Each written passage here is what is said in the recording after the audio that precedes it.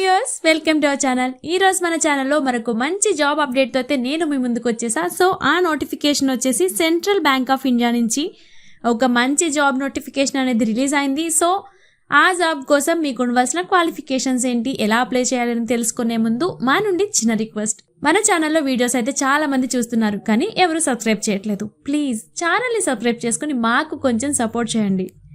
So central Bank of India నుంచి release అయిన ఈ నోటిఫికేషన్లో బిజినెస్ కరెస్పాండెంట్ సూపర్వైజర్ ఈ పోస్ట్ను ఫిల్ చేయడానికి అయితే వేకెన్సీస్ ఉన్నాయని చెప్తున్నారు. సో ఇది కాంట్రాక్ట్ బేస్డ్ జాబ్ అని ఇక్కడ ఇచ్చారు మనకి, యాన్యువల్ కాంట్రాక్ట్ బేస్. సో ఈ జాబ్కి మీరు అప్లై చేసుకోవడానికి లాస్ట్ డేట్ వచ్చేసి 17th June 2025. ఈ లోపు అయితే మీరు ఈ అప్లికేషన్ సబ్మిట్ చేయాల్సి ఉంటుంది. సో నెక్స్ట్ వచ్చేసి candidates have send applications through register post or speed post or courier service to following address. So మీరు రిజిస్టర్ పోస్ట్ లేదా స్పీడ్ పోస్ట్ లేదా కొరియర్ సర్వీస్లో మాత్రమే ఈ జాబ్కి మీరు అప్లై చేయాల్సి ఉంటుంది, అది కూడా June 17th లోపు.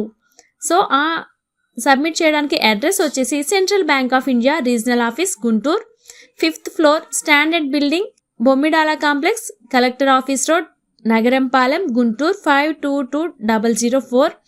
ఈ అడ్రస్కి అయితే మీరు ఈ అప్లికేషన్ సెండ్ చేయాల్సి ఉంటుంది. So central Bank of India regional office, Guntur. So ఇది వచ్చేసి గుంటూరు ఆఫీస్ నుంచి వచ్చింది. సో ఇది కూడా మీకు ఓన్లీ ఆంధ్రప్రదేశ్ స్టేట్లో ఉన్న వాళ్ళకి మాత్రమే ఈ జాబ్ వేకెన్సీ అనేసి ఇక్కడ మెన్షన్ చేశారు. సో ఇక్కడ వేకెన్సీ మనం చూసుకున్నట్లయితే బిజినెస్ కరెస్పాండెంట్ సూపర్వైజర్. సో ఇది contract based and business correspondent ఏజెంట్స్ని మీరు సూపర్వైజింగ్ చేయాల్సి ఉంటుంది. సో మీ జాబ్ వచ్చేసి అదే.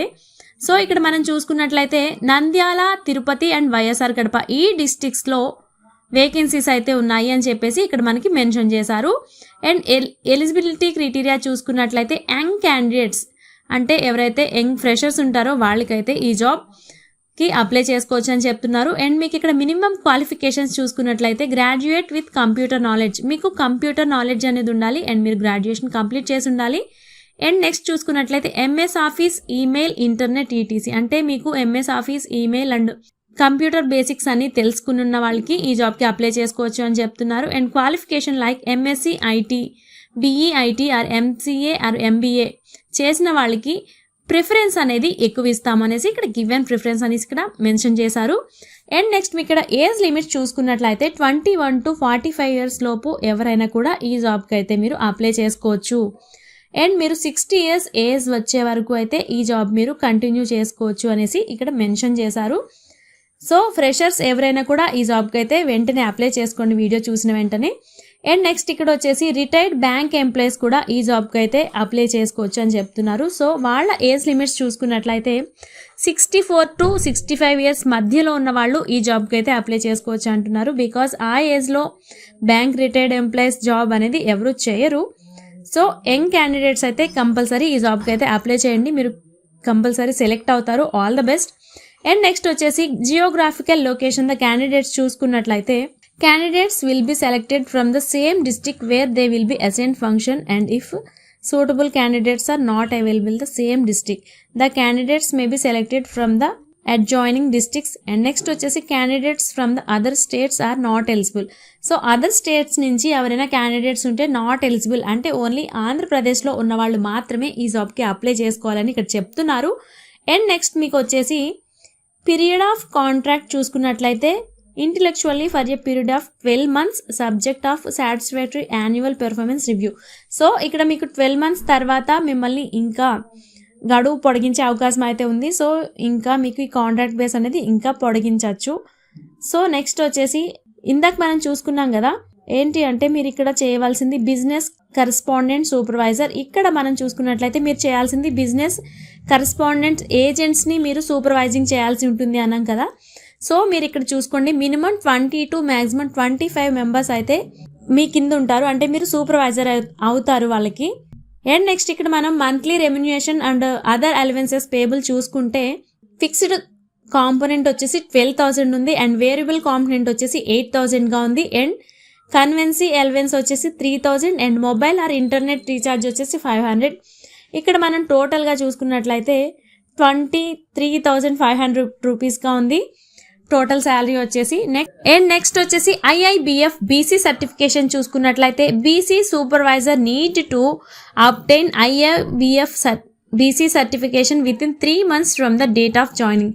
మీరు 3 months లోపు IIBF BC సర్టిఫికేట్ అయితే తీసుకోవాల్సి ఉంటుంది అని చెప్తున్నారు. అండ్ నెక్స్ట్ వచ్చేసి roles and responsibilities of BC supervisor చూసుకున్నట్లయితే మీరు మీ కింద ఉన్న ఈ బిజినెస్ కరెస్పాండెంట్ ఏజెంట్స్ ఎవరైతే ఉంటారో వాళ్ళని మీరు చాలా కేర్గా వాళ్ళు వర్క్ అది కరెక్ట్గా చేసేలా అయితే మీరు చూసుకోవాల్సి ఉంటుంది అని ఇక్కడ మెన్షన్ చేశారు. అండ్ నెక్స్ట్ 7th పాయింట్ చూసుకున్నట్లయితే visit to allocated villages SSAS and non SSAS or as well as the communicated and BC points in the district at least once in a month.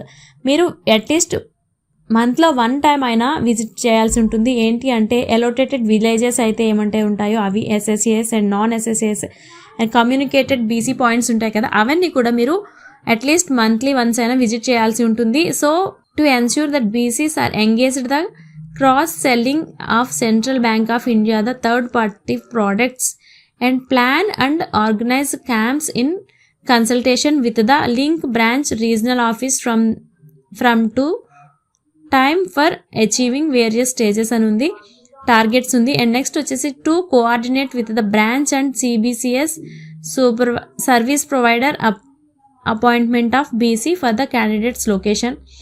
So మీకు ఉండవలసిన responsibilities అయితే అవి. So మీరైతే ఆ supervising అయితే క్లియర్గా చేయాలి, ఎటువంటి మిస్టేక్స్ లేకుండా చూసుకోవాలి అనేసి ఇక్కడ మెన్షన్ చేశారు. అండ్ నెక్స్ట్ వచ్చేసి మీరు అప్లికేషన్ ఫామ్ అనేది ఇక్కడ ఉంది కదా, మనం దాన్ని ఎలా ఫిల్ చేయాలని ఇప్పుడు చూద్దాం మనం. ఫస్ట్ వచ్చేసి ఇక్కడ స్పేస్ ఫర్ ఫోటో, ఇక్కడైతే మీ లేటెస్ట్ ఫోటో అనేది ఇక్కడ స్టిక్ చేయాల్సి ఉంటుంది. మీ లేటెస్ట్ ఫోటో అనేది ఇక్కడ స్టిక్ చేయాల్సి ఉంటుంది. నెక్స్ట్ వచ్చేసి నేమ్ ఇన్ ఫుల్, మీ ఫుల్ నేమ్ అయితే ఇక్కడ మెన్షన్ చేయాలి. అండ్ నెక్స్ట్ వచ్చేసి father's or husband's, and gents అయితే ఫాదర్ నేమ్ అండ్ ఫీమేల్స్ అయితే హస్బెండ్ నేమ్ అనేది ఇక్కడ మెన్షన్ చేయాలి. అండ్ నెక్స్ట్ వచ్చేసి మీ జెండర్ ఏంటి, మేల్ ఆర్ ఫీమేల్.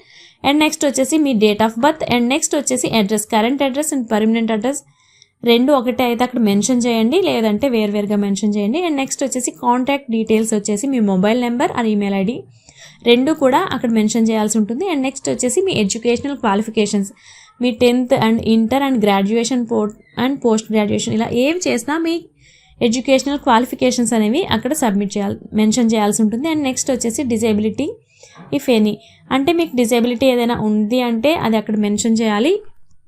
సో అది yes or no అని అక్కడ మెన్షన్ చేయాలి.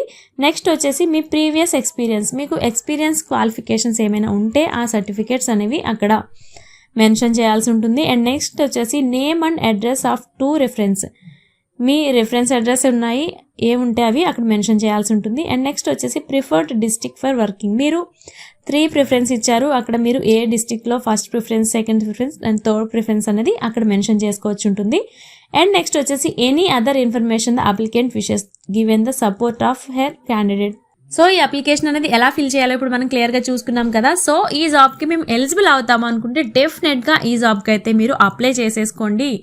ఎందుకంటే ఇక్కడ ఓన్లీ ఆప్షన్ ఉంది, అదేంటి అంటే యంగ్ క్యాండిడేట్స్కి ఏజ్ లిమిట్ కూడా బాగుంది, 20 to 45 years. అండ్ నెక్స్ట్ వచ్చేసి రిటైర్డ్ బ్యాంక్ ఎంప్లాయీస్ అయితే ఈ జాబ్కి అప్లై చేసే ఛాన్సెస్ చాలా తక్కువ.